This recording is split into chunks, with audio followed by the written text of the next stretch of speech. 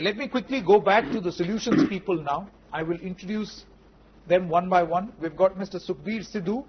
You saw his interview just a short while ago. He joins us. He's the CEO of Evergen Systems India, who has pioneered that initiative of an external machine.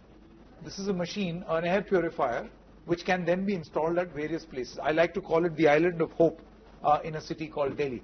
Right? So we will introduce Mr. Sidhu and try to get his opinion in just a short moment. We've got Dr. D.K. Aswal, he's the director of NPLI CSIR. Himanshu Paliwal, a professor with IIT Ropar, is also with us. And K. Siddhartha is an environmental expert joining me here in the Delhi studio. Mr. Sidhu, first of all, I'm coming to you. Congratulations. You are among the very few people in this country who are looking at pollution solutions. I want to know from you, what comes in between your innovation and its mass implementation?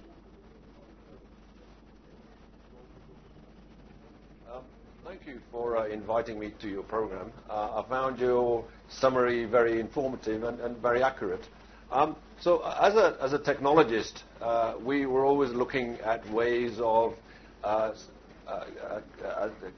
solving human-made problems, and this type of technology directly addresses the problem of urban air pollution. With anything new, you've always got some resistance of take-up. The city governors may not be that enthused by it. So there's been a number of challenges, and not just in India. First of all, I think there is not a very good understanding of what pollution is within a city, how it's caused, and what the possible solutions could be. For example, when I've talked to a number of cities around the world, and we tell them that 70% of your pollution actually comes from outside, and transport is usually less than 40% of that. And if you reduce the transport pollution by even 25%, you're actually only making a small difference to the overall pollution. So we basically, try to give them a better understanding of how the pollution flows through the city. In terms of our company, our ethos is to try and clean small areas when it comes to outside air cleaning. And what we try to do is create micro-environments of clean air where people need to sit or walk or linger. So we can integrate our technology into street furniture and city infrastructure, bus shelters, advertising panels, etc. outside. And of course, we can easily integrate our technology indoors. Do remember that we spend about 80% of our time within buildings, which could be our workplace, our home, places of leisure, gyms, shopping malls, etc. So it makes sense to start providing clean air there, and we have products which we can immediately start installing. As regards your point about tackling pollution at source, that's very, very important. And again, there are pollution sources within the city, as you mentioned, building and construction, which can be controlled. But there's also cooking. Commercial kitchens in restaurants or takeaways and cafes, they create pollution, and we have technologies to tackle not just the particulates, but also the vaporized oils, which are generally emitted into the environment. So there's a number of things that can be done which are zero cost to the government. They can enforce cleaning within the kitchens, as you've said. They can enforce cleaning at the construction sites. So in terms of your original question, how can this be rolled out? Obviously, the government has a major role to play. And we have been in discussion with a number of government agencies as well as states. But what we've been waiting for up to now is to have our technology validated. Let's hope that there is participation from the government as far as all these solutions are concerned. Maybe a sort of a conclave where the government invites people who are actively working at the big solutions. I believe we have lost that link with Himanshu Paliwal, who's a professor with IIT Ropar, because among the first stories, Himanshu, I believe, is back. Himanshu, good evening. Among the first stories that we featured right here of pollution solution was this innovation from IIT Ropar, where there were a lot of engineers who looked at a smart way of disposing of paddy stubble. And one such way was by building acoustic boards, by building ply boards out of that paddy stubble, which would have been stronger than your normal plywood made out of sawdust. Now, I feel that this is great. But what stops? See, this also takes care of the issue of pollution. It takes care of the issue of disposal. It takes care of the financials, because the farmer will start earning. What is stopping us from implementing this large scale? Mr. Paliwal. Okay, so there are a couple of reasons. The one is it takes a long route for a technology commercialization process. We have to build up some trust in maybe the investors, who would like to take up this technology and make them believe that this is going to work. This is definitely a great idea. In fact, we are actually working on a couple of the ideas which we are trying to improve every now and then. And in fact, I've been also in talks with one of the farmers, Sukhbir Singh Dhaliwal. He has his own startup, Farm to Energy, and the problem that he posed was it's about the logistics of this entire process. When we cut stubble from the farm, there are so many processes that are involved. First you cut the stubble, then you rake it, then you bale it, and then you transport it. So this entire process has transportation as a bottleneck.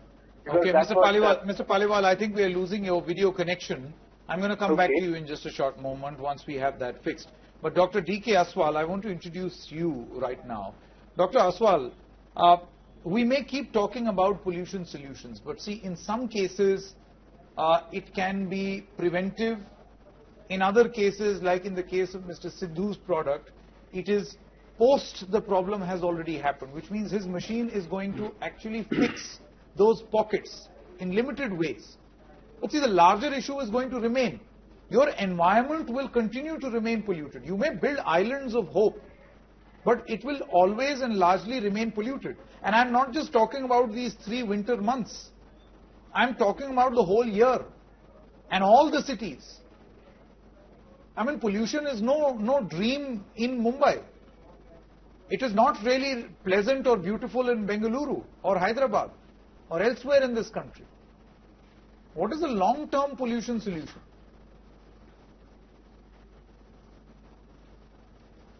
Yeah, so first let me tell you that the values which are reported in media by different sources, are they correct?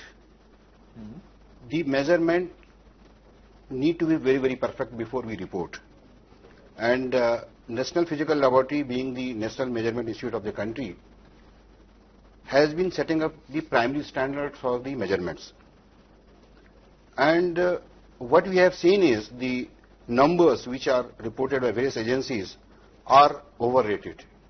Say, for example, when we have done at NPL using our calibrated equipments, our value for August were less than 30 in Delhi.